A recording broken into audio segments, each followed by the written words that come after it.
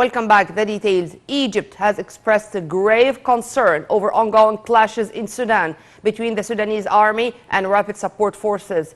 Egypt also called on all Sudanese parties to exercise utmost self-restraint to protect the lives of the Sudanese people and put the interests of their homeland on top priority. Meanwhile, state airliner Egypt Air announced suspending all its flights from and to Khartoum Airport temporarily starting from Saturday 15th of April for 72 hours until receiving further updates. Sudan's army said on Saturday that its air force struck multiple paramilitary bases in Khartoum on Saturday as fighting raged on the streets of the capital between rival security forces. Sudan's army said on Saturday that the paramilitary rapid support forces had tried to attack its troops in different positions. The armed forces statement came after witnesses reported heavy gunfire in multiple parts of the country. The RSF said its forces were attacked by the army. Meanwhile, Rapid Support Force said it had taken control of Khartoum Airport Saturday in response to army attacks on its bases. The RSF statement said the Rapid Support Forces defended themselves in response to the hostile forces, inflicting heavy losses on the regular army. Civilian political parties that had signed an initial power-sharing deal with the army and the RSF called on them to cease hostilities.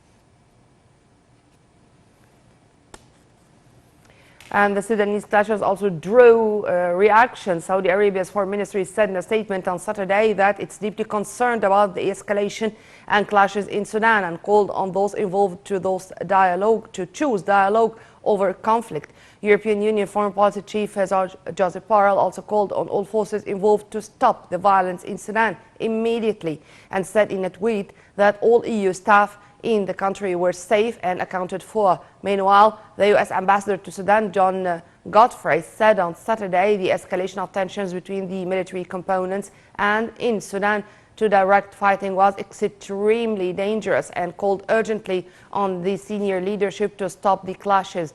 Godfrey added that he and embassy staff were sheltering in place. This came while British embassy in Sudan urged its nationals there to remain indoors and said it was closely monitoring the situation after paramilitaries said they had taken control of the presidential palace and other sites. Russia's embassy in Sudan also said it was concerned by the escalation in the country and called for a ceasefire and negotiations.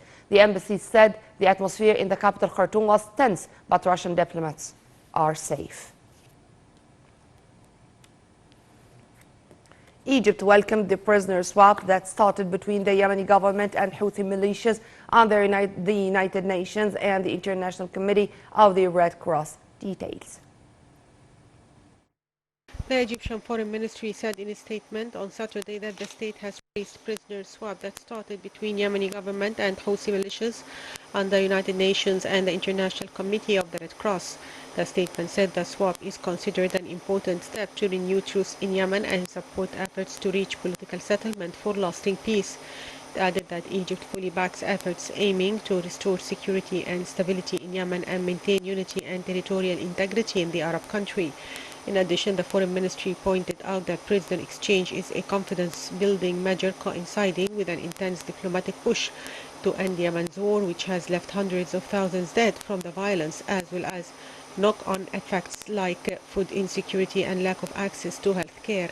Earlier, the International Committee of the Red Cross said a flight carrying Houthi rebel prisoners of war left Saudi Arabia on Saturday bound for Yemen's rebel-held capital Sana'a. The flights are part of a large-scale multi-day exchange that comes as peace talks have raised hopes for an end to Yemen's 8-year-old war. Nearly 900 detainees are expected to be released as part of the operation. According to the ICRC, it was the first of 3 flights planned for Saturday between Saudi Arabia and Yemen.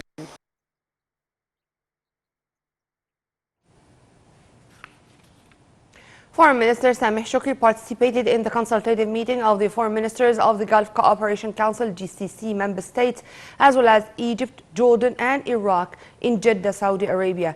Foreign Ministry spokesperson Ambassador Ahmed Abu Zaid said the meeting comes as part of the coordination and consultation among the participating countries in order to promote joint Arab action and to push for collective efforts to deal with crises facing the region.